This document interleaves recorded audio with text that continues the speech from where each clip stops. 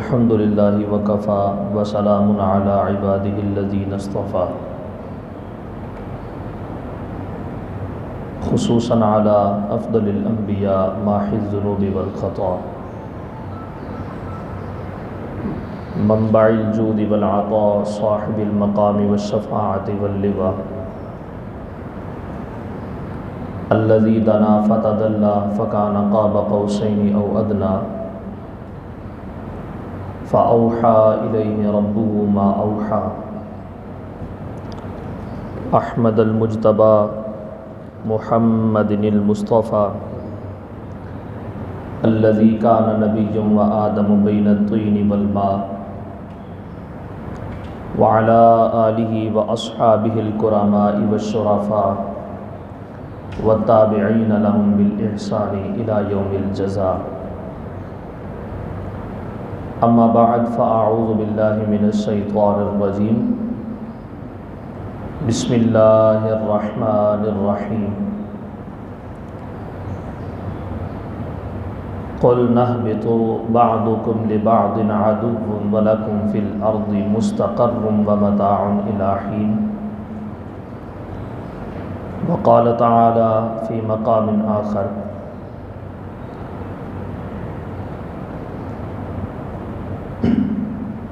اہبطوا فإما یأتینکم منی ھدی فمن تبع ھدای فلا خوف علیہم ولا هم یحزنون.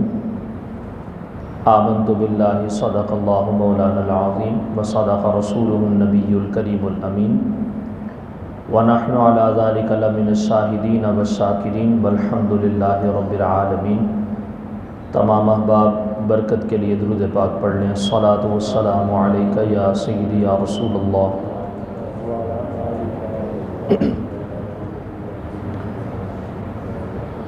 ہے قول پاک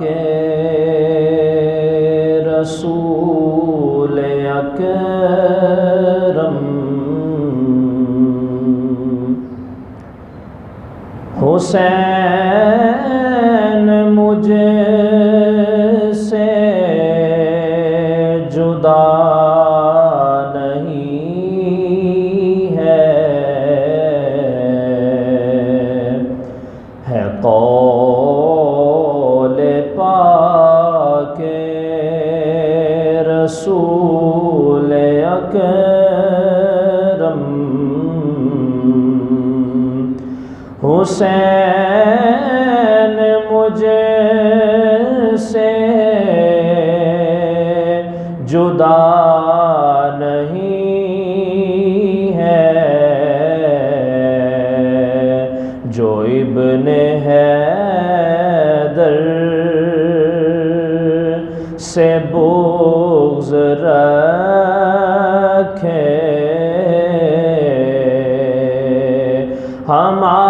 ہمارا وہ باخدا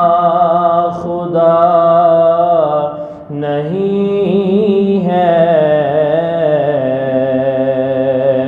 جو ابن حیدر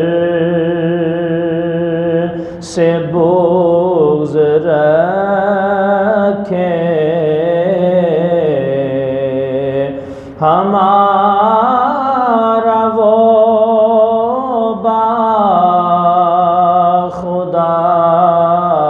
نہیں ہے. حسین باغ نبی کا گل ہے، اسی کے دم سے ہے سب بہاریں. حسین باغ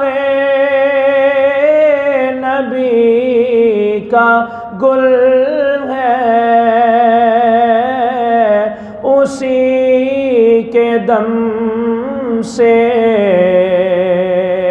ہے سب بہاریں اسی سے گلشن میں دین حق کے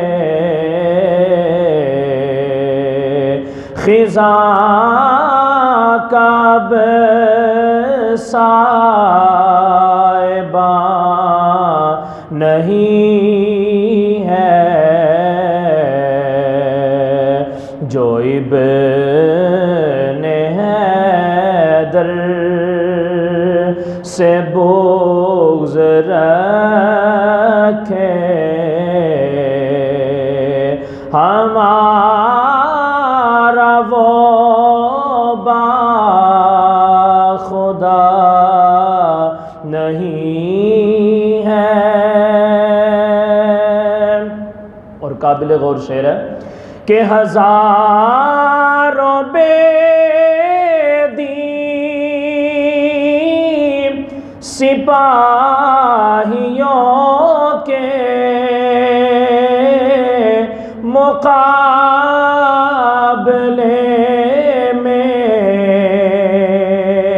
حسین تنہا، ہزاروں بے دین سپاہیوں کے مقابلے میں حسین تنہا یہ کہہ رہے ہیں کہ میرا حاکم کوئی خدا کے سوا نہیں ہے، یہ کہہ رہے ہیں کہ میرا حاکم کوئی خدا کے سوا نہیں ہے قول پاک رسول اکرم حسین مجھ سے جدا نہیں ہے۔ اللہ رب العزت کی حمد و ثنا اور بارگاہ سرور کائنات صلی اللہ علیہ وسلم میں درود و سلام کی شکل میں ہدیہ عقیدت پیش کرنے کے بعد اللہ رب العزت کی بے حساب خصوصی رحمتیں اور عنایات ہوں اہل بیت کرام علیہم الرضوان پر اور جملہ صحابہ کرام پر، خصوصاً حضرت سیدنا امام علی مقام امام حسین علیہ الصلاۃ والسلام کی مبارک ذات کے اوپر کہ جن کی عظیم قربانی کی وجہ سے اللہ تعالیٰ نے اہل حق کو حق بیانی کی توفیق عطا فرمائی ہے۔ آج کی ہماری جو گفتگو ہے اس کی طرف جانے سے پہلے یہ بات ہمارے لیے قابل صد افتخار ہے کہ اللہ تعالیٰ نے ہمیں اجتماعی شکل میں جناب سیدنا امام علی مقام امام حسین رضی اللہ تعالی عنہ کا بابرکت ذکر کرنے کی توفیق عطا فرمائی ہے۔ آج جس عنوان کے اوپر گفتگو ہے وہ ہے پیغام کربلا۔ اس تناظر میں ہم نے یہ بھی دیکھنا ہے کہ موجودہ مذہبی اور سیاسی صورتحال،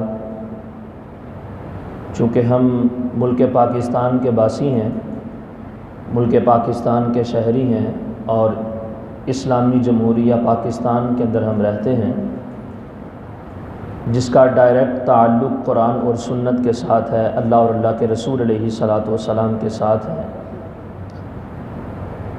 اس موضوع کے زیر سایہ، زیر تسلط ہم یہ دیکھیں گے کہ آج ہمارے معاشرے کے اندر کون سا نظام قائم ہے، کربلا ہمیں کیا درس دیتی ہے اور ہم کس راستے کے اوپر چل رہے ہیں، جس راستے پہ ہم جا رہے ہیں کیا وہ حسینیت ہے یا وہ یزیدیت ہے۔ اور ایک بڑی خوبصورت بات اور بڑی مزے کی بات آپ کو بتانا چاہتا ہوں کہ آج کے اس موضوع کو میں نے قدیم روایات اور قدیم تاریخی واقعات کے ساتھ ریلیٹ کیا ہے، ملایا ہے، تاکہ ہم یہ سمجھ سکیں کہ ایک مسلمان کو کیا کرنا چاہیے۔ یہ کربلا کی جو جنگ ہے یا حق اور باطل کا جو مقابلہ ہے، یہ کوئی نئی بات نہیں ہے، بلکہ امت مسلمہ سے پہلے بھی اس طرح کے بے شمار واقعات گزر چکے ہیں کہ جو بھی بندہ حق کے لیے آواز کو بلند کرتا تھا اس کی رگوں کو دبانے کی کوشش کی جاتی تھی۔ لیکن یہ بات بالکل اظہر من الشمس واضح ہے کہ حق کو دبانے کی کوشش تو کی گئی لیکن حق کو دبایا نہیں جا سکا۔ یہ بات یاد رکھیے گا، جو حق کی آواز کو بلند کرنے والے تھے ان کو تو نقصان پہنچا، جانیں بھی گئیں، ان کے خاندان کو بھی لٹا گیا اور جناب ان کے جو ہے وہ معاملات کے اندر تبدیلیوں کو پیدا کیا گیا، یہ سب کچھ ہوا۔ لیکن ایک حق کے اوپر بولنے والے کے دنیا سے چلے جانے کے بعد حق کسی اور کی طرف منتقل ہو گیا، اور آج تک یہ بات واضح ہے کہ حق کو کوئی بھی شخص جو ہے وہ اس کو جھکا نہیں سکا اور اس کی آواز کو دبا نہیں سکا۔ جو اس کو مٹانے والے تھے وہ خود مٹ گئے، لیکن حق جو ہے وہ آج بھی اللہ رب العزت کے فضل اور کرم سے قائم ہے، اور اس کے اوپر جان نثار کرنے والے، جان قربان کرنے والے اہل حق اور پاک نفوس ابھی بھی موجود ہیں۔ لیکن ہم نے یہ دیکھنا ہے کہ یہ سلسلہ کہاں سے چل رہا تھا اور کیا کچھ ہوا، اور حق کو دبانے والے کون تھے اور حق کی آواز کو بلند کرنے والے کون تھے۔ اس میں ایک بڑی قابل تشویش اور قابل نظر ایک چیز ہے، وہ یہ ہے کہ اسلامی تاریخ کو جب ہم پڑھ کے دیکھتے ہیں، حضرت آدم علیہ السلام سے لے کر جناب محمد رسول اللہ صلی اللہ علیہ وسلم تک جتنے بھی انبیاء کرام علیہم السلام تشریف لائے ہیں، سب نے اللہ رب العزت کی توحید کا درس دیا، سب نے لوگوں کو حق کی طرف بلایا، سب نے لوگوں کو ہدایت اور رہنمائی کی طرف لے کے آئے۔ لیکن کیا ہوا کہ ان کے آواز اٹھانے کی وجہ سے معاشرے کے اندر دو گروہ پیدا ہوئے۔ یہ ایک ساری کی ساری جتنی بھی امتیں تھیں، جتنے بھی انبیاء کرام علیہم السلام تھے، ان کی امتوں کے اندر یہ چیز بڑی کامن تھی۔ یہ سلسلہ سب کے ساتھ ایک جیسا ہی ہوا، صرف لوگ بدلتے گئے، نظریات نہ بدلے، لوگ بدلتے گئے، باتیں نہ بدلیں، نفوس تبدیل ہوتے گئے، حجتیں نہ بدلیں۔ جس ڈگر کے اوپر سابقہ بطلان والے لوگ چل رہے تھے، اسی روش کے اوپر آنے والی امت کے اندر بھی لوگ چلنے لگے، اور ہر نبی کی امت کے اندر ان کی حق کی آواز کو بلند کرنے کے نتیجے کے اندر دو قسم کے گروہ پیدا ہوئے۔ ایک گروہ وہ تھا کہ جو ان کی حمایت میں تھا، اور دوسرا گروہ وہ تھا جو ان کی مخالفت میں تھا۔ ایک گروہ وہ تھا جو ان کی حمایت میں تھا، اور دوسرا گروہ وہ تھا جو ان کی مخالفت کے اندر کھڑا ہوا، اور جس نے ان کی آواز کے ساتھ آواز کو ملا کے حق کی آواز کو بلند کیا۔ اب ان دونوں کے اندر ایک بڑا عظیم فرق ہے، اور جو پوری گفتگو کا ماحصل اور خلاصہ ہے میں ابھی اس کو ذکر کیے دیتا ہوں، امثال پھر میں بعد میں اس کے اوپر ذکر کروں گا۔ اس کے اندر جو فرق پیدا ہوا وہ فرق یہ ہوا کہ انبیاء کرام علیہم السلام کے آواز حق کو بلند کرنے کی وجہ سے جو دو گروہ پیدا ہوئے، ان میں سے ایک گروہ امراء کا تھا اور ایک گروہ غرباء کا تھا۔ جو ان کی حمایت کے اندر کھڑے ہونے والے لوگ تھے وہ ماڑے لوگ تھے، اور جو ان کی مخالفت کے اندر کھڑے ہونے والے لوگ تھے وہ تگڑے اور معاشرے کے موجودہ وقت کے سرمایہ دار اور جاگیردار لوگ تھے کہ جنہوں نے حق کی آواز کی مخالفت کی اور اس مقام تک پہنچ گئے کہ انبیاء کرام علیہم السلام کو ناحق قتل کرنے کی طرف چلے گئے۔ یہ دو گروہ پیدا ہوئے۔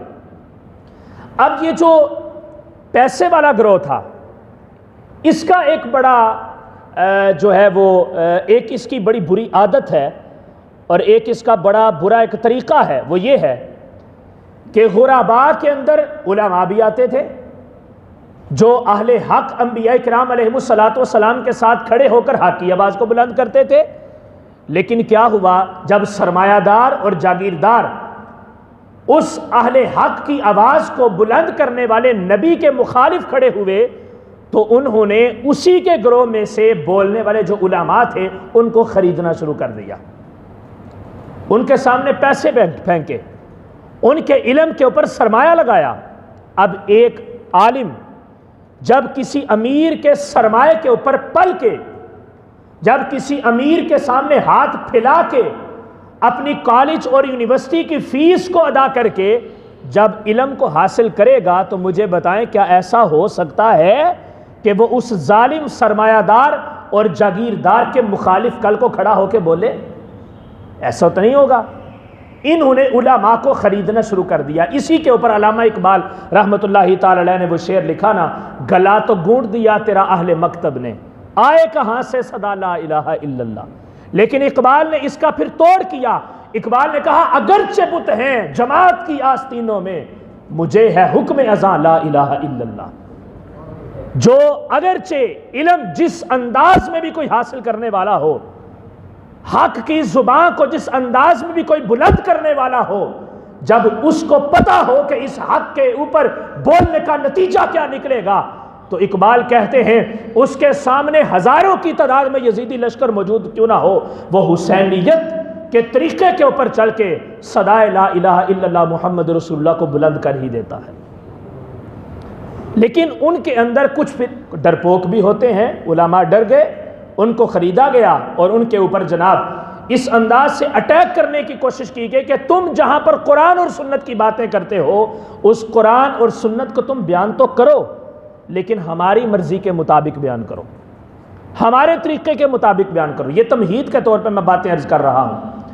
پھر کیا ہوا جب اسی جو روش کو معاشرے کے اندر قائم کیا گیا تو پھر اس کے اوپر کیا خوب کسی نے کہا، باطل کے اقتدار میں تقویٰ کی آرزو، باطل کے اقتدار میں تقویٰ کی آرزو کیا ہی حسین فریب ہے جو کھائے ہوئے ہیں۔ اقتدار ہو باطل لوگوں کا اور پھر ان شیطانوں لعینوں اور زندیقوں کے ہاتھ کے اندر اپنا سارے کا سارا سرمایہ دے کر کوئی بندہ یہ کہے کہ یہ لوگ تقویٰ اختیار کریں گے، یا کوئی بندہ یہ کہے کہ یہ رب سے ڈر جائیں گے، یا کوئی بندہ یہ کہے کہ یہ قرآن اور سنت کے اوپر پیروی کر کے اس کی حق کو معاشرے کے اندر قائم کریں گے، تو ایسا نہیں ہو سکتا۔ جب باطل لوگ شیطان کی روش کے اوپر چل کے حلال کو حرام کر کے کھانے کی کوشش کریں تو پھر ان کا دل کبھی بھی نور ایمان سے منور نہیں ہو سکتا، ان کے ہاتھ میں کبھی رحم نہیں آ سکتا، ان کے ہاتھ میں کبھی نرمی نہیں ہو سکتی، ان کے دل میں کبھی خوف خدا پیدا نہیں ہو سکتا۔ وہ پھر اسی طریقے کے اوپر چلتے ہیں کہ اوپر سے بڑے صوفی یہ باصفا بن جاتے ہیں لیکن اندر سے ان کے جیسا زہر آلود بندہ کوئی نہیں ہوتا۔ یہ طریقہ کار، یہ انداز ازل سے چلتا آ رہا ہے۔ میں نے جس آیت کو موضوع سخن بنایا، بڑی مزے کی بات آپ سے عرض کرنے لگا ہوں کہ یہ قرآن کے اندر مذکور ہے اور کب ذکر کیا گیا؟ جب آدم کو تخلیق کیا گیا۔ اللہ نے فرمایا کہ تمہیں میں میدان دے دوں گا، تمہیں میں کھلا چھوڑ دوں گا، اور تمہیں عقل بھی دوں گا، عقل سلیم دوں گا، تم حق کو بھی پہچانو گے، باطل کو بھی پہچانو گے، پھر تمہاری آزمائش ہوگی کہ اب تم باطل کے طرفدار بنتے ہو یا حق کے علمبردار بنتے ہو۔ اللہ تعالیٰ نے ارشاد فرمایا جس وقت حضرت آدم علیہ السلام کے ساتھ وہ سارے کا سارا معاملہ ہوا کہ اللہ نے جس کام سے منع کیا تھا اجتہادی طور پہ آپ اس کام کے اندر پائے گئے، اور اس سے جس چیز سے رب نے منع کیا تھا اس کو کھانے کی طرف چلے گئے، تو اللہ رب العزت نے فرمایا کہ اہبطوا بعضکم لبعض عدو۔ اللہ نے فرمایا کہ انسان کے اندر اب میں یہ چیز پیدا کر دوں گا، چونکہ وہ حضرت، اگر تاریخ ہم اٹھا کے دیکھتے ہیں تو حضرت اماں حوا سلام اللہ علیہا کے اشارے کے اوپر جناب آدم علیہ السلام نے وہ عمل کیا تھا، ان کی اپنی مرضی شامل نہیں تھی، کیونکہ سامنے دلیل یہ پیش کی گئی تھی کہ ہر بندہ اس دلیل کو سن کے جھک سکتا ہے۔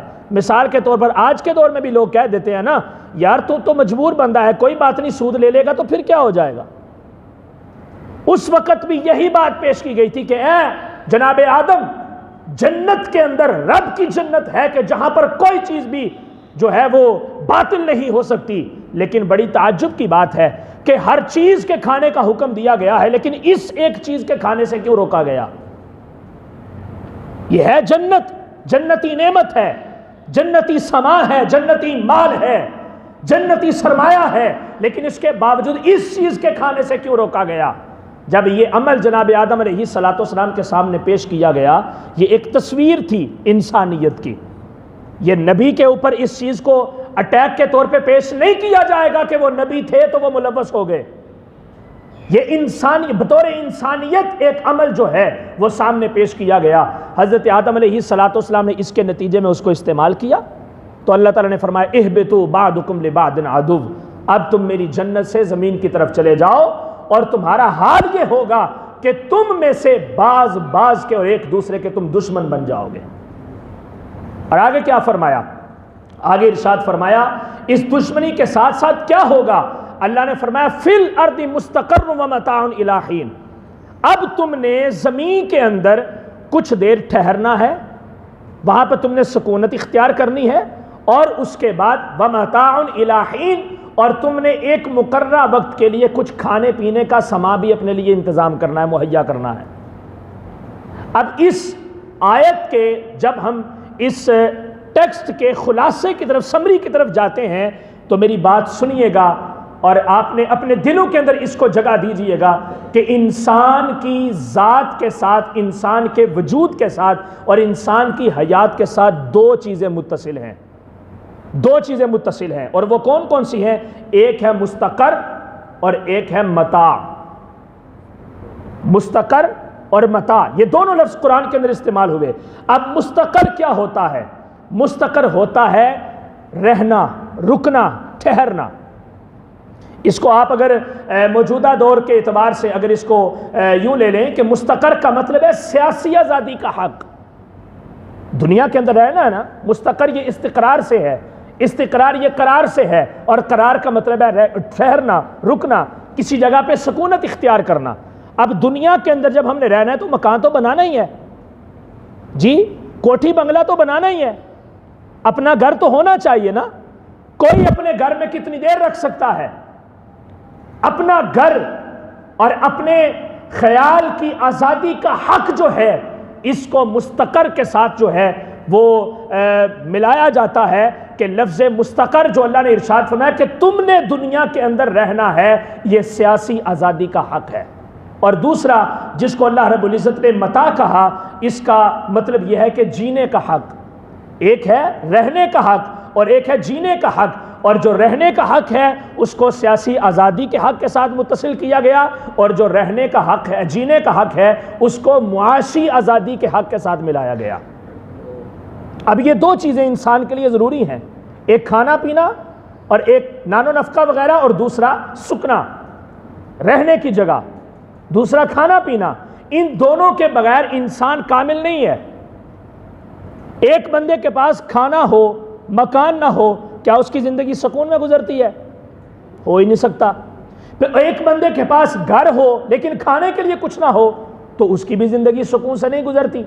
سکون کے لیے دنیا کے اندر کھانا بھی بندے کے لیے ضروری ہے اور مکان بھی بندے کے لیے ضروری ہے۔ اب یہ دو چیزیں آج بھی معاشرے کے اندر انہی دو چیزوں کا رولا اور جھگڑا ہے، انہی دو چیزوں کا۔ اگر ہم چلے جائیں سیاسی آزادی کے حق کی طرف کہ رہنا ہے ہم نے، تو وہاں پہ چھوٹی چھوٹی جو بیماریاں بظاہر تو چھوٹی ہوتی ہیں لیکن حقیقت میں شریعت کی نظر میں بہت بڑی ہوتی ہیں، وہ ایک دوسرے کے حق کو غصب کرنا ہے، ایک دوسرے کی جائیداد پہ ناجائز قبضہ کرنا ہے، ایک دوسرے کے حق کے اوپر اپنا حق جتانا ہے، اور یہ بھی ایک بہت بڑا نقصان ہے۔ اور دوسری طرف جہاں پر آ جائیں معاشی معاملے کی طرف، تو معاشی معاملے کے اندر پھر کیا ہوتا ہے؟ تجارت حرام کی ہوتی ہے، سود کو عام کیا جاتا ہے، رشوت کو عام کیا جاتا ہے، اور معاشی استحصال کو غریبوں کے اوپر پہاڑ کی طرح مسلط کیا جاتا ہے کہ وہ بیچارے اس کے نیچے پس کے مر جاتے ہیں، جس کو ہم مہنگائی کہتے ہیں۔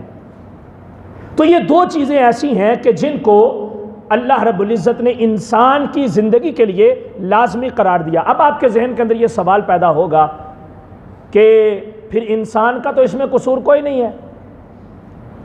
اسی پوائنٹ کو ایتھسٹ، جن کو ملحد کہا جاتا ہے، جو رب کے وجود کا انکار کرتے ہیں اور اسلام کو ظالمانہ دین کے ساتھ ملاتے ہیں، نعوذ باللہ، یہی اعتراض ان کا بھی ہے۔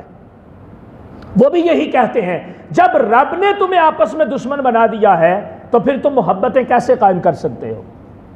جب رب نے تمہارے لیے کھانے اور رہنے کو وجہ نزاع اور وجہ لڑائی بنا دیا ہے، وجہ تنازع بنا دیا ہے، تو تم آپس میں سکون کے ساتھ کیسے رہ سکتے ہو؟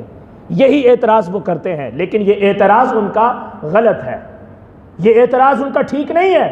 اگر اس اعتراض کے اوپر اعتماد کیا جائے، تقیہ کیا جائے، تو پھر یہاں پر یہ بات لازم آتی ہے کہ معاذ اللہ اسلام کا خدا ظالم ہے، اسلام کا خدا جینے کا حق چھینتا ہے، معاذ اللہ اسلام کا خدا لوگوں کی آزادانہ زندگی کو تنگ کر دیتا ہے۔ ایسا نہیں ہو سکتا۔ اللہ رب العزت نے فرمایا ان اللہ لا یظلم مثقال ذرہ، رب وہ ہے کہ جو ایک رائی کے دانے کے برابر بھی ظلم نہیں کرتا، رائی کے دانے کے برابر بھی ظلم نہیں کرتا۔ جب رب رائی کے دانے کے برابر ظلم نہیں کرتا تو اس نے پھر تمہیں آپس میں دشمن کیوں بنا دیا؟ اس نے پھر تمہارے درمیان یہ آزادی کی جنگ اور پیسے اور دولت کے حصول کی جنگ کو کیوں چھیڑ دیا؟ اللہ تعالیٰ نے ارشاد فرمایا میں نے چھیڑا نہیں ہے، میں نے اس کو تمہارے لیے کمزوری نہیں بنایا، بلکہ تمہاری ضرورت کی چیزیں تھیں، اس لیے ان کو قائم رکھا، لیکن ان سے بچنے کا میں تمہیں ایک طریقہ بتا دیتا ہوں۔ رب نے دستور بھی دیا، رب نے طریقہ دیا، کائنات اس کی ہے، نظام اس کا ہے، چلانا اس نے ہے۔ اب جس نے نظام چلانا ہو اس سے بڑا پھر پاگل کون ہو سکتا ہے کہ وہ خود ہی نظام کو خراب بھی کرے؟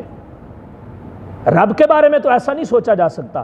اللہ نے فرمایا میں نے نظام بنایا ہے، میں نے کائنات چلانی ہے، میں نے لوگوں کو خوشی بھی دینی ہے، میں نے لوگوں کے اعمال کا حساب بھی کرنا ہے۔ باری تعالیٰ کیا طریقہ ہے، کیا دستور ہے؟ اللہ نے ارشاد میں اس کا طریقہ یہ ہے فَإِمَّا يَأْتِيَنَّكُم مِّنِّي هُدًى فَمَنْ تَبِعَ هُدَايَ فَلَا خَوْفٌ عَلَيْهِمْ وَلَا هُمْ يَحْزَنُونَ۔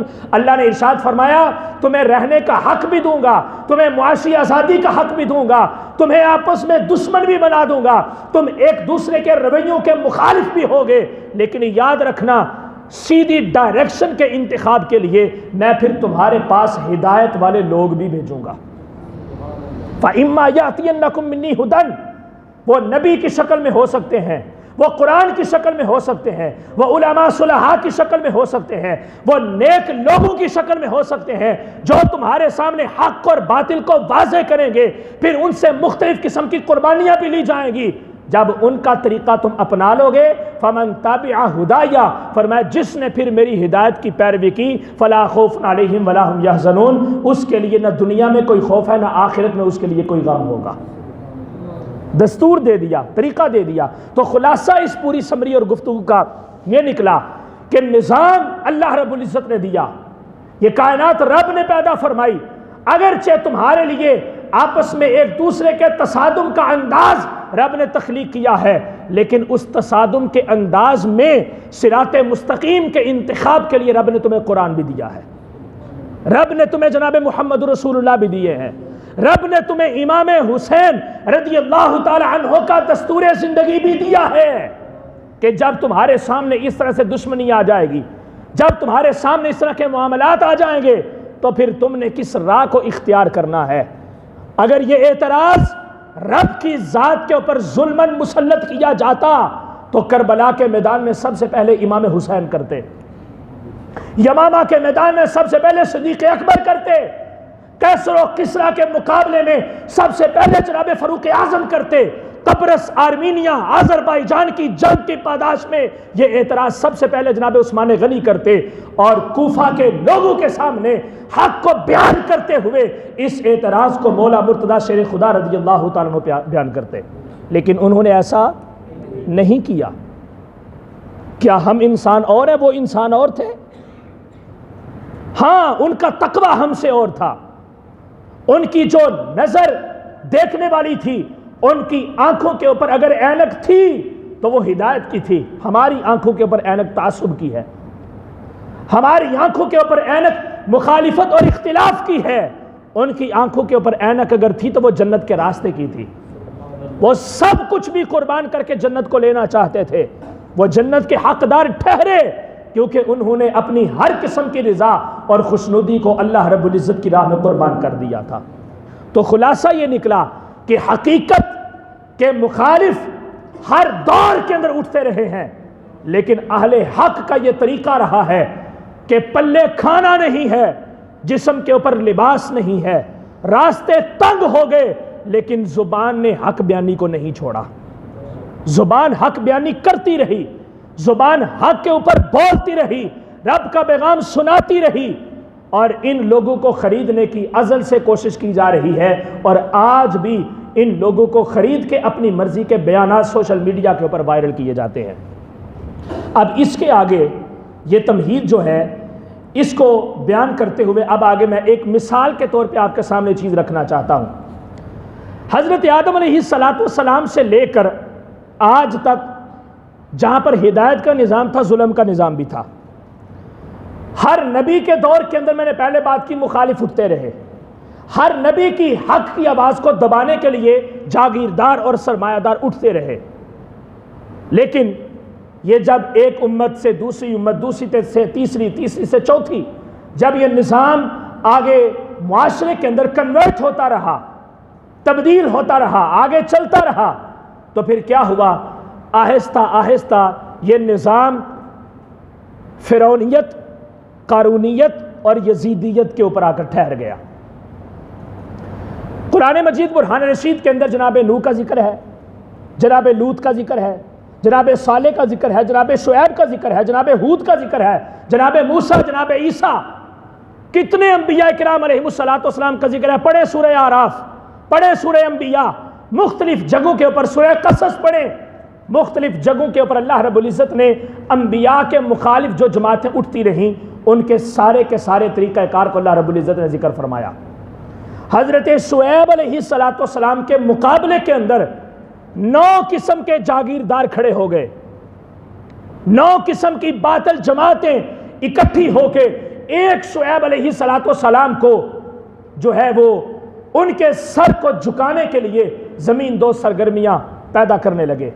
یہ سلسلہ چلتا رہا یہاں تک کہ سب سے پہلا بندہ جس نے انٹرنیشنل لیول کے اوپر باطل کے جھنڈے کو لہرا کے اپنے باطل ہونے کا کردار ادا کیا وہ حضرت موسیٰ علیہ السلام کے مقابلے کے اندر کھڑا ہونے والا فرعون تھا۔ جب اس نے یہ باطل کا جھنڈا لہرایا تو اس کی وجہ سے جو نظام پیدا ہوا اس کو فرعونیت کہتے ہیں۔ پھر اسی دور میں ایک اور شخص کھڑا ہوا جس کو قارون کہا جاتا ہے، جس کے خزانوں کی چابیاں 70 اونٹ اٹھایا کرتے تھے، جس سے زکوٰۃ کا مطالبہ کیا گیا تو اس کے مطالبے کے اندر 1000ویں حصے کے برابر پہاڑوں کے برابر سامان بن گیا تھا۔ اتنا سرمایہ، اتنی دولت، اتنا پیسہ اور اتنا روب اور دبدبا تھا اس کا، جب اس نے بھی جناب موسیٰ علیہ السلام کی مخالفت کی اور باطل کے جھنڈے کو اٹھایا تو اس کے نتیجے میں جو نظام قائم ہوا اس کو قارونیت کہتے ہیں۔ فرعونیت کے اندر سیاسی آزادی کا استحصال تھا، فرعونیت کے اندر لوگوں کے حقوق کو پامال کیا جا رہا تھا، سیاسی آزادی کے استحصال کو پیش کر کے لوگوں کے اوپر فرعونیت کو مسلط کیا جا رہا تھا، اور دوسری طرف معاشی نظام کے اندر تنگی اور تبدیلی کو پیدا کر کے قارونیت کے نظام کو قائم کیا جا رہا تھا۔ ایک طرف فرعونیت تھی، وہ بھی امت کے لیے، دنیا کے لوگوں کے لیے، انسانیت کے لیے گلے کی ہڈی بن گئی، اور ایک طرف قارونیت تھی، وہ بھی لوگوں کے لیے اس نے بھی جینا محال کر دیا تھا۔ اسی طرح نظام جب آگے چلتے رہے، ظلم قائم ہوتا رہا، لوگوں کے اوپر تسلط بڑھتا رہا ان امراء اور جاگیردار لوگوں کا، تو پھر ان دونوں کے مجموعے سے جو نظام عالم عرب کے اندر قائم ہوا اس کو یزیدیت کہتے ہیں۔ اور آج تک یزیدیت کو کوئی بیٹ نہیں کر سکا، آج تک یزیدیت کو کوئی تبدیل نہیں کر سکا، آج تک یزیدیت کو کوئی زیر نگی نہیں کر سکا، آج تک یزیدیت کو کوئی چیلنج نہیں کر سکا۔ صرف ذات دنیا کے اندر ایک ہی شخص نے یزیدیت کو چیلنج کیا تھا، جس کو صفحہ ہستی کے اوپر امام حسین کے نام سے جانا جاتا ہے۔ یہی وہ ایک واحد شخصیت تھی جس نے اس یزیدیت کے نظام کے مقابلے کے اندر مصطفی نظام کو پیدا کیا تھا۔ آج بھی اس معاشرے کے اندر یزیدیت قائم ہے، یہ امراء، یہ بڑے لوگ، جاگیردار، سرمایہ دار آج بھی اس یزیدیت کی روش کو لے کر لوگوں کے اوپر اپنے ظلم کو قائم کرنے کی کوشش کر رہے ہیں، اور لوگوں کی سیاسی آزادی کو بھی کے استحصال کو بھی پیش کر رہے ہیں، اور معاشی آزادی کے استحصال کو بھی پیش کر رہے ہیں۔ اس نظام کے خلاف حضرت امام حسین رضی اللہ تعالیٰ عنہ نے تلوار اٹھائی تھی، اس نظام کے خلاف حضرت امام حسین رضی اللہ تعالیٰ عنہ نے مقابلہ کیا تھا۔ کیا تھا یزیدی نظام کے اندر؟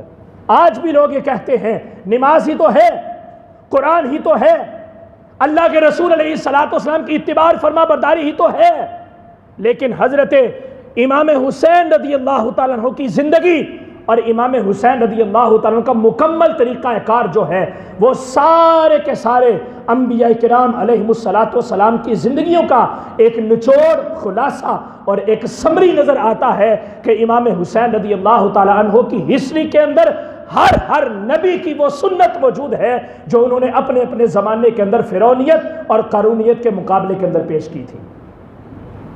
امام حسین رضی اللہ تعالیٰ عنہ بھی نماز پڑھتے تھے، یزید بھی نماز پڑھتا تھا، امام حسین بھی قرآن پڑھتے تھے، یزید بھی قرآن پڑھتا تھا، امام حسین بھی جناب محمد رسول اللہ کے امتی تھے، اور یزید بھی خود کو ان کا امتی کہتا تھا۔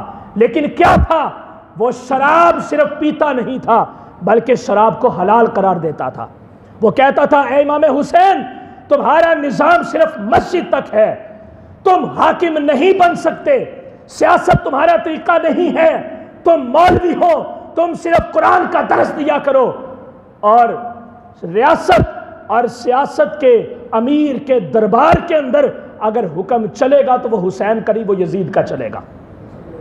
یہی چیزیں وہ پیش کرتا تھا، یہی سب کچھ وہ بھی کرتا تھا، لیکن حضرت امام حسین رضی اللہ تعالی عنہ نے اس کا مقابلہ کر کے اس بات کا اعلان کیا اور حق کے علم کو بلند کیا کہ ہر قرآن پڑھنے والا مسلمان نہیں ہوتا، ہر نماز کا درس دینے والا مسلمان نہیں ہوتا، ہر نبی کی امت کا دعویٰ کرنے والا اور بطلان کے طریقے کے اوپر چلنے والا مسلمان نہیں ہوتا، بلکہ مسلمان وہ ہوتا ہے جو محمد رسول اللہ کے پورے طریقے کے اوپر عمل کرے۔ اور حضرت صدیق اکبر، فاروق اعظم، عثمان غنی، مولا مرتضیٰ شیر خدا رضی اللہ تعالیٰ عنہ، امام حسن اور امام حسین علیہم الرضوان کے طریقے کے اوپر چل کے جو بندہ اپنی زندگی کو رب کی بارگاہ میں پیش کرتا ہے وہ حقیقت کے اندر باطل کا توڑ کرنے والا اور حق کے نظام کو دنیا کے اندر قائم کرنے والا ہوتا ہے۔ یزیدیت کا نظام لوگوں کے لیے ان کی سانسوں کو تنگ کرنے والا تھا، لیکن حسینیت کا نظام لوگوں کو آزادی دینے والا تھا، حریت کے نعرے کو بلند کرنے والا تھا، لوگوں کے لیے آسان راستے مہیا کرنے والا تھا۔ لیکن یزیدیت کا نظام کیا تھا؟ دیکھیں ذرا یزید کو. یزیدیت کیا ہے؟ علماء کو خریدنا، اور یہی کام کربلا کے میدان میں یزید نے کیا. علماء سے، مفتیان کرام سے حضرت سیدنا امام حسین رضی اللہ عنہ کے مخالفت میں لیے. یہ یزیدیت ہے، اور آج بھی پاکستان کے اندر یہ چیز قائم ہے. پھر اور یزیدیت کیا ہے؟ لوگوں کے تعلیمی نظام کو تباہ کرنا اور اسلام کے راستے سے لوگوں کو دور کرنا. آج پاکستان کے اندر اس کی موجودہ وقت میں ابھی تازہ حال موقع کے اندر ایک مثال بہاولپور کی اسلامیہ یونیورسٹی ہے، جہاں پہ مسلمانوں کی بچیوں کی عزتوں کا استحصال کیا جاتا ہے، اور تعلیم کے نام کے اوپر ایک عظیم دبا لگانے کی کوشش کی جاتی ہے. یہ یزیدیت ہے. پھر یزیدیت کیا تھی؟ حرام چیزوں کو لوگوں کے درمیان رائج کرنا. آج وہی نظام پاکستان کے اندر بھی ہے، جہاں پر کالجز اور یونیورسٹیز کے اندر رقص و سرود کی محافل کو پیش کیا جاتا ہے، جوان بچیوں کو سٹیجوں کے اوپر نچوایا جاتا ہے، اور ہم لوگ کہتے ہیں کہ ہمارے بچے تعلیم حاصل کر رہے ہیں. یہ یزیدیت ہے، یہ حسینیت نہیں ہے. حسینیت یہ ہے مسجدوں کو آباد کیا جائے. حسینیت یہ ہے مدارس کو قائم کیا جائے. حسینیت یہ ہے کہ لوگوں کے دلوں کے اندر اسلامی کلمے کو بلند کرنے کا جذبہ پیدا کیا جائے، اور ان کو بولنے کی مکمل آزادی دی جائے. کیا مساجد کے سپیکروں نے بے حیائی پیدا کی؟ کیا قرآن کے نظام نے زمانے کے اندر بے حیائی پیدا کی؟ ایسا نہیں ہے. اگر ایسا ہوتا تو معاذ اللہ میں مثال دینا نہیں چاہتا. اگر قرآن کا نظام اور مسجد کا نظام اور حدیث کا نظام بے حیائی پیدا کرنے والا ہوتا تو حضرت سیدہ فاطمہ الزہرا کا پردہ اتنا عام نہ ہوتا. اگر یہ نظام بے حیائی پیدا کرنے والا ہوتا تو کربلا کی سرزمین کے اوپر اہل بیت اطہار کے نفوس کی جب عزتوں کو پامال کیا گیا تو کائنات کا ذرہ ذرہ روتا، چیختا اور چلاتا ہوا نظر آتا ہے. جب کربلا کی سرزمین کے اوپر مصطفیٰ کریم علیہ السلام کے جانشینوں کو خراب کرنے کی کوشش کی جاتی ہے تو پھر حق کا نظام قائم ہوتا ہے. امام حسین رضی اللہ تعالی عنہ ان کی عزتوں کو اپنی جان رب کی بارگاہ میں پیش کر کے ان کی عزتوں کو محفوظ کرتے ہیں اور اسلام کے نظام کو قائم کرنے کی کوشش کرتے ہیں. اس لیے یہ آمریت، یہ جاگیردارانہ نظام جو ہے، آزادی ہے ان لوگوں کو غریبوں کے حقوق کو تباہ کرنے کی، لوگوں کے حقوق کے اوپر ڈاکہ ڈالنے کی، ان کے حق کو غصب کرنے کی. یہ آمریت جتنے بھی امراء اور وزراء ہیں یہ سارے کے سارے یزیدیت کی روش کے اوپر چل رہے ہیں. حسینیت نے کربلا کے میدان کے اندر اس پیغام کو عام کیا ہے کہ جہاں پر امیر کھڑا ہو سکتا ہے وہاں پر غریب بھی کھڑا ہو سکتا ہے، جہاں پر پیسے والا کھڑا ہو سکتا ہے وہاں پر پیسے کے نہ ہونے والا بھی کھڑا ہو سکتا ہے، جہاں پر گورا کھڑا ہو سکتا ہے وہاں پر کالا بھی کھڑا ہو سکتا ہے. اور اسی بات کا اعلان خطبہ حجۃ الوداع میں میرے مصطفیٰ کریم علیہ السلام نے کیا تھا. اس نظام کو قائم کرنا ہے. اور پھر بڑی مزے کی بات، رونے کا مقام ہے. کچھ لوگ کہتے ہیں کہ کربلا کی جنگ سیاسی جنگ تھی. کربلا کی جنگ جو ہے وہ دو شہزادوں کی جنگ تھی. ایک طرف امام حسین ہے، دوسری طرف یزید ہے. میں یہ سوال کرتا ہوں یہ کربلا کی جنگ کیسے سیاسی ہو سکتی ہے؟ یہ سیاسی جنگ نہیں تھی. اگر کربلا کی جنگ سیاسی جنگ تھی تو میرا یہ سوال ہے کہ معرکہ کربلا کیا تھا؟ معرکہ بدر کیا تھا؟ معرکہ خندق کیا تھا؟ معرکہ احد کیا تھا؟ معرکہ بنو نضیر کیا تھا؟ معرکہ تبوک کیا تھا؟ معرکہ یمامہ کیا تھا؟ اگر کربلا کی جنگ سیاسی اور صرف منصب اور صرف جاہ و جلال حاصل کرنے والی جنگ تھی تو پھر لگاؤ بہتان میرے مصطفیٰ کریم علیہ السلام کے اوپر بھی، لگاؤ بہتان حضرت صدیق اکبر کے اوپر بھی، لگاؤ بہتان حضرت فاروق اعظم کے اوپر بھی. کبھی بھی تمہاری یہ ہمت نہیں ہو سکے گی، کیونکہ حضرت سیدنا امام حسین رضی اللہ تعالیٰ عنہ اسی طریقے کے اوپر جنگ کر رہے ہیں یزید کے خلاف جس طریقے کے اوپر ابو جہل کے خلاف میرے مصطفیٰ نے کی تھی، جس طریقے کے اوپر فتح مکہ قائم ہوا تھا، جس طریقے کے اوپر جنگ صفین جنگ حنین ہوئی تھی، جس طریقے کے اوپر غزوہ تبوک ہوا تھا. یہ وہی طریقہ تھا جو کربلا کے میدان کے اندر حضرت سیدنا امام حسین رضی اللہ تعالیٰ عنہ نے کیا تھا۔ اس پیغام کو آج عام کرنے کی ضرورت ہے۔ اپنے اندر یہ آزادی پیدا کریں کہ آپ کچھ بول سکیں، آپ حق کے لیے آواز کو بلند کر سکیں، آپ اسلام کو بیان کر سکیں، اسلام کو سمجھ سکیں۔ اللہ رب العزت نے کسی چیز کو آپ سے چھپایا نہیں ہے، سارے کے سارے راستے واضح طور پہ آپ کو دیے ہیں۔ اگر کہیں پہ تمہیں کنفیوژن ہوتی ہے، کہیں پہ تم غلطی کا شکار ہوتے ہو، تو ان نفوس قدسیہ کی ہسٹری کو پڑھ لیا کرو۔ تمہارے پاس قرآن ہے، تمہارے پاس حدیث ہے، رسول اللہ صلی اللہ تعالیٰ علیہ وآلہ وسلم کا پورا جو ان کی پوری زندگی اور پوری ان کی لائف ہے اس کو سٹڈی کرو، تمہیں خود پتہ چل جائے گا کہ ایک مسلمان کی حقیقی زندگی کیا ہوتی ہے۔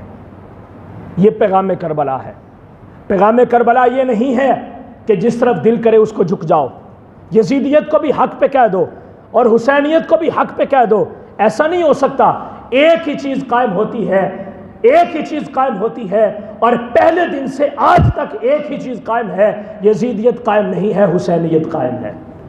حضرت امام حسین رضی اللہ تعالیٰ عنہ کے اوپر ایک اور الزام ہوتا ہے کہ انہوں نے یزید کے خلاف خروج کیا تھا۔ خروج کو سمجھتے ہیں؟ خروج ہوتا ہے کسی کے ساتھ مقابلے کے لیے نکلنا، جنگ کرنا، مسلح فوج کے ساتھ تلوار اٹھا کے یا بندوق اٹھا کے حد کے اوپر پہنچ کے اس کے ساتھ لڑائی اور جدال کرنا۔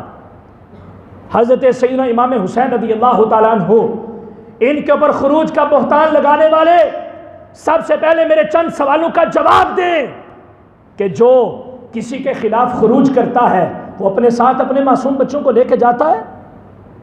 جو کسی کے خلاف خروج کرتا ہے وہ اپنی گھر کی خواتین کو لے کے جاتا ہے؟ جو کسی کے خلاف خروج کرتا ہے، جنگ کرنے کے لیے نکلتا ہے، وہ کیا اپنے معصوم بچوں کو ساتھ لے کے جاتا ہے؟ اپنی بہنوں اور بیٹیوں کو لے کے جاتا ہے؟ ایسا نہیں ہوتا۔ حضرت سیدنا امام حسین رضی اللہ تعالیٰ عنہ خروج کے بالکل مخالفت میں تھے۔ آپ نے خروج نہیں کیا، آپ نے اپنی بیٹیوں کو لے کے گئے، اپنی بہنوں کو لے کے گئے، اپنی ازواج کو لے کے گئے، اپنے چھوٹے چھوٹے بچوں کو لے کے گئے، خود اپنی ذات کو پیش کیا، صرف کس لیے کہ لوگ جان سکیں کہ حق کے علم بردار کون ہیں اور باطل کا سر اونچا کرنے والے کون ہیں۔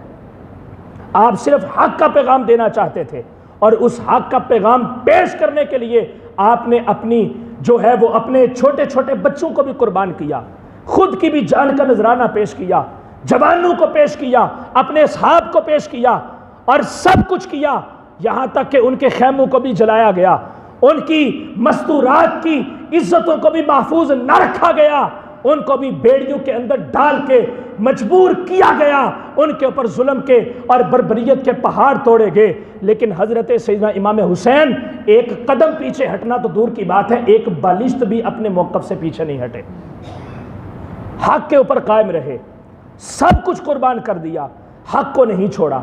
آج کربلا اس بات کا پیغام دے رہی ہے، اور سب سے آخری پیغام کربلا کا وہ یہ ہے، نماز کو ترک نہ کیا جائے۔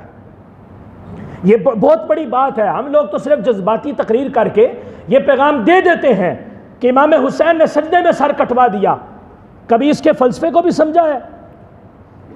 وہ چاہتے تو تکبیر تحریمہ میں بھی کٹوا سکتے تھے، وہ چاہتے تو رکوع میں بھی کٹوا سکتے تھے، وہ چاہتے تو تحیات میں بھی کٹوا سکتے تھے، اور اگر یہ یزیدی فوج، یہ سمر اور عبید اللہ ابن زیاد اگر چاہتے تو کسی بھی حالت میں ان کا سر کاٹ سکتے تھے، لیکن انہوں نے سجدے کی حالت میں ہی کیوں کاٹا؟ یہ اس بات کا پیغام ہے کہ رب کی بارگاہ میں جھکنا بندے کو بلند کر دیتا ہے۔ آج ہم کیوں تنزلی کا شکار ہیں؟ یہ یزیدی قوم ہمارے اوپر جو مسلط ہوئی، اس کی وجہ کیا ہے؟ اس کی وجہ یہ ہے کہ ہم نے حسینی پیغام چھوڑا ہے، ہم نے حسینی طریقہ چھوڑا ہے، ہم نے حسینی انداز کو چھوڑ دیا ہے۔